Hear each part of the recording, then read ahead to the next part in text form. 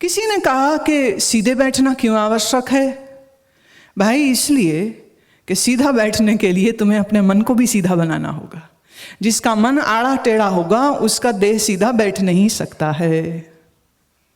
तो मन सीधा अगर होवेगा तो देह भी सीधी हो जाएगी, और जब देह सीधी हो जाएगी और जब खास करके आप विशेष रूप से किसी आसन में बैठ जाते हैं तो your body will resemble like a pyramid and then you can sit strong and magnificently for long hours.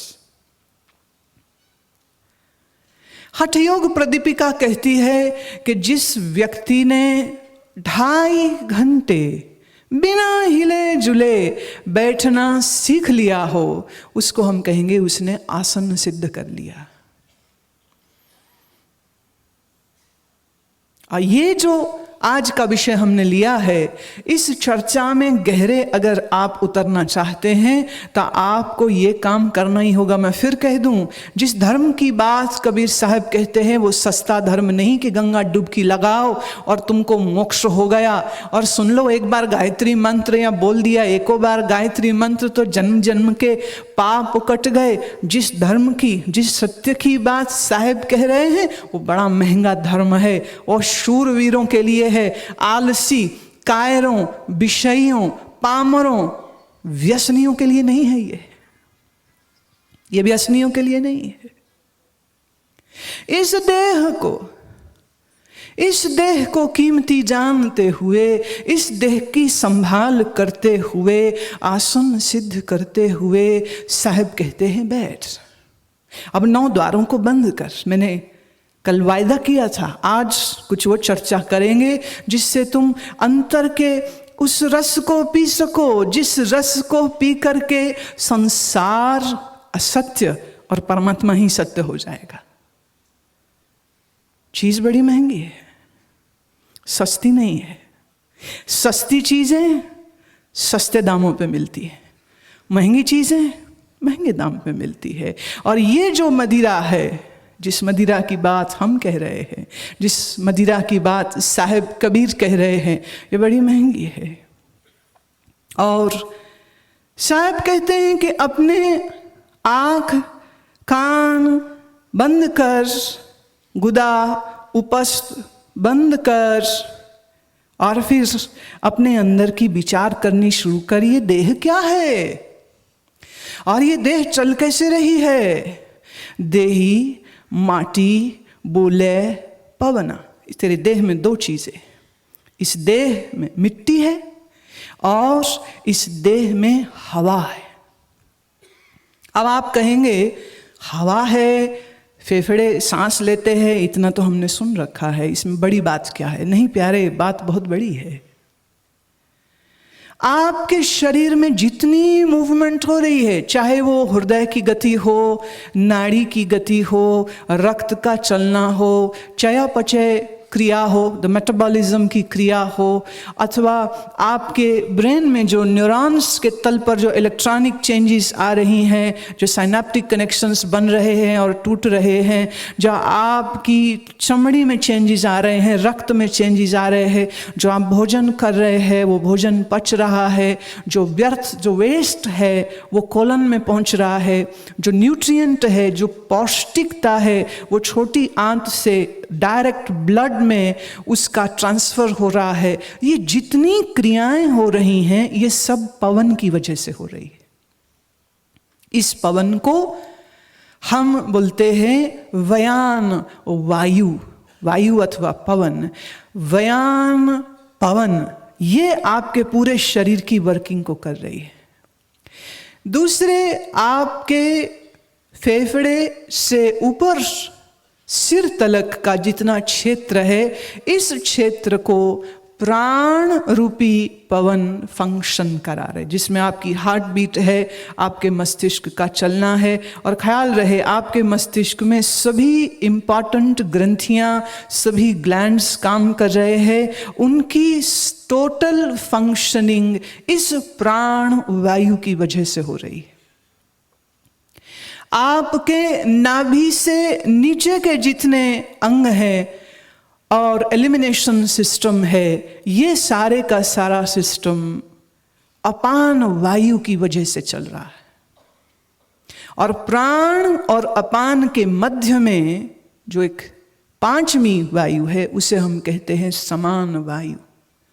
तो प्राण, अपान, व्यान, उदान, समान, ये 5 वायु जो तुम्हारे शरीर में कार्य कर रही है, साहिब कहते हैं इसको पहचान। How is it functioning, how is it working. देखिए प्यारे, आप कहते हो हमें क्या जरूरत पड़ी है सब ज्ञान की, मत लीजिए जरूरत, एक दिन चुपके से प्राण निकल जाएगा। क्या हुआ, लोग पूछते रह जाएंगे, क्या हुआ क्या हुआ, बोले नहाने गया था बस, फिर बाहर ही नहीं आया। क्या हुआ, सोने गया था बस, क्या निकल गया, क्या निकल गया था प्यारे। जो निकला था उसे पकड़ के वापस डाल दो ना शरीर में।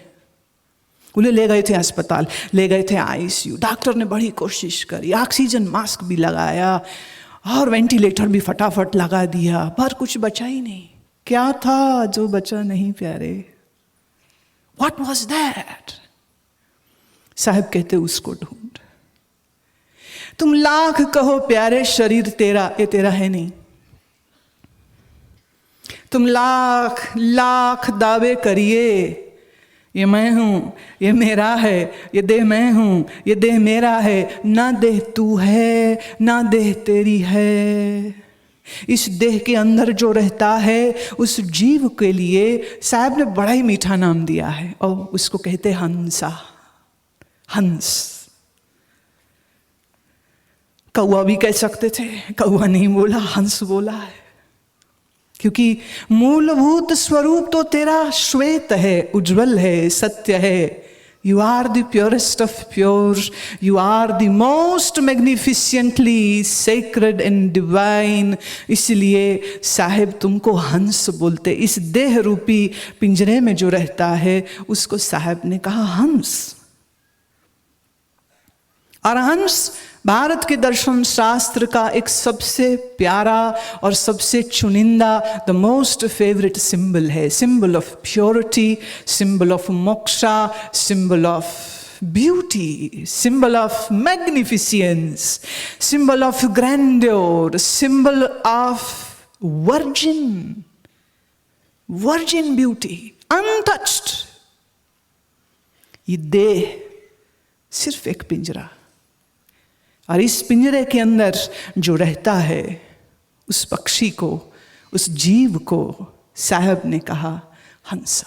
सुनिए, साहब इस प्राण रूपी, इस जीव रूपी हंस के लिए कहते हैं हंसा ये पिंजरा नहीं तेरा। पाठ पढ़ ले, गांठ बांध ले, याद कर ले इस बात को प्यारे। प्रेम से श्रवण कीजिए इसको।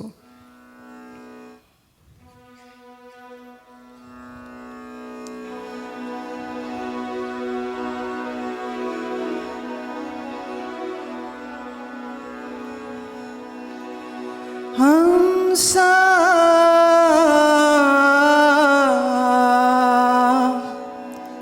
यह पिंजरा नहीं तेरा, यह पिंजरा नहीं तेरा, यह पिंजरा नहीं तेरा, यह पिंजरा नहीं तेरा। हंसा यह पिंजरा नहीं तेरा, यह पिंजरा नहीं तेरा।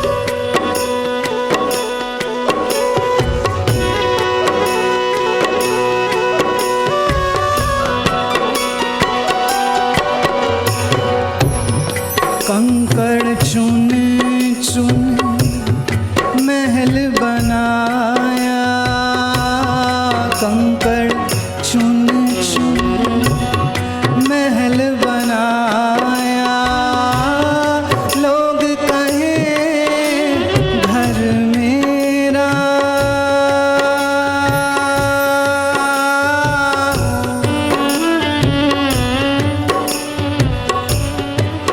ना घर तेरा ना घर मेरा, ना घर तेरा ना घर मेरा, चिड़िया रैन बसेरा, चिड़िया रैन बसेरा। यह पिंजरा नहीं तेरा,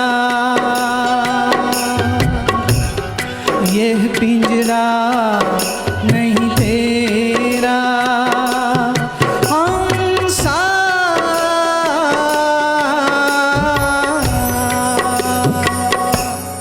यह पिंजरा नहीं तेरा,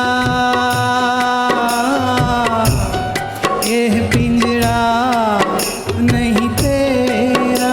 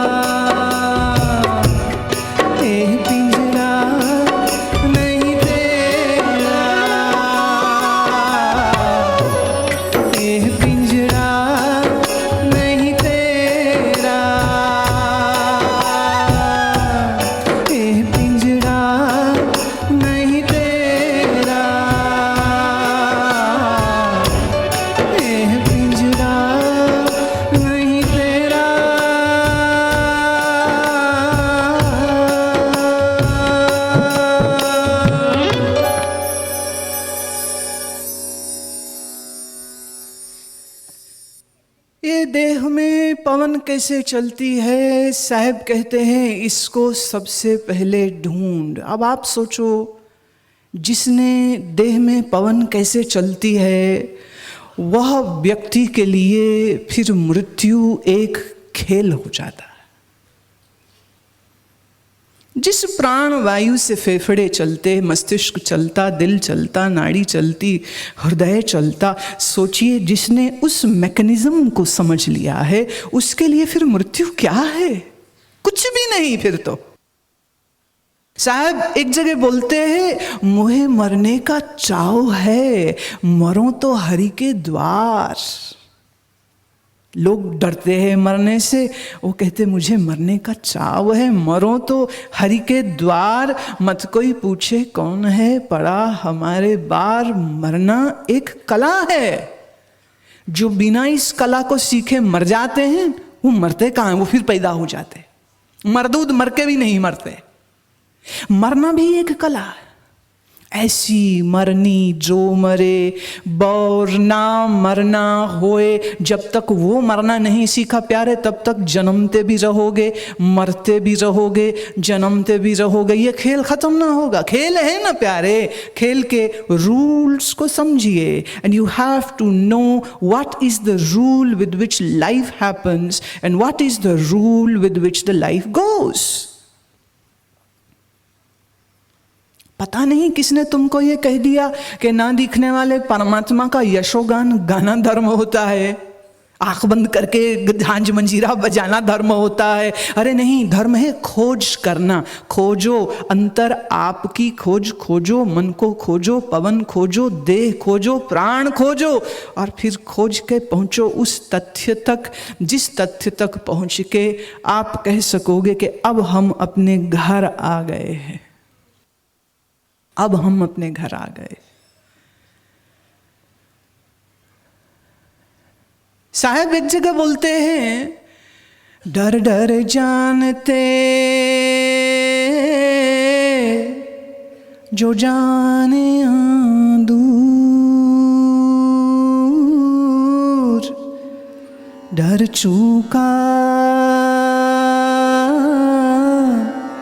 देखा भरपूर, डर चूका देखा भरपूर, डर डर मरते जो जाने दूर, डर चूका देखा भरपूर।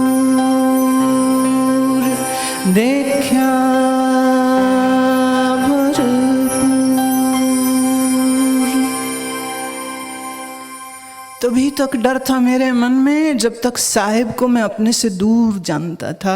लेकिन जब अपने 9 द्वार बंद किए और जब समझे इस भीतर पवन के चलने को, तो समझ लगी कि ए पवन का ठहराना मन का ठहराना हो जाएगा। किसी प्रपंच में मत रहिएगा। इस बात को बहुत अच्छे से समझ लीजिएगा।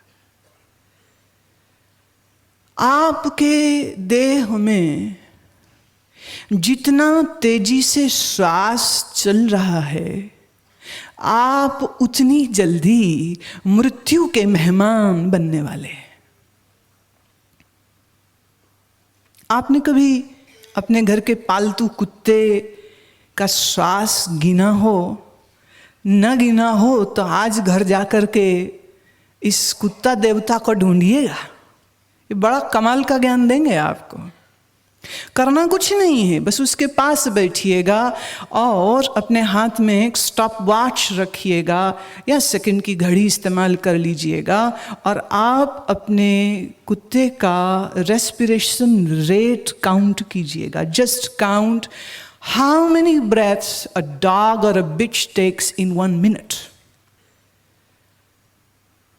आजकल के मौसम में जब उतने ज़्यादा गर्मी नहीं है और जब वो बहुत भागे भागे नहीं हो, ऐसे ही बैठे हुए हों, और उनकी जब आप श्वास गिनने लगोगे तो 40 से 50 के बीच में आ जाएगी, 40 to 50 ब्रेथ पर मिनट। आप जानते हैं कि कुत्ता कितना लंबा जीता है? 16, मैक्सिमम 18, बस। किसी किसी प्रजाति में 19वां शायद टच हो जाए, किसी किसी प्रजाति में 19 में 18 में ही खेल खत्म। अब आपको आसानी से तो नहीं मिलेगा, लेकिन शायद दिल्ली के चिड़ियाघर में कोई कछुआ होवे तो जरा कछुआ देवता का भी दर्शन कर लीजिएगा और जरा उसके पास भी बैठिएगा और जरा उसकी श्वास भी गिनिएगा। How many breaths does a tortoise takes in 1 minute? 2 or maybe 3. If he is walking, then maybe 3. If he is just sitting, 2. 1 minute में जो 2 श्वास लेता है कछुआ, उसकी आयुष 200 वर्ष से अधिक हो जाती है।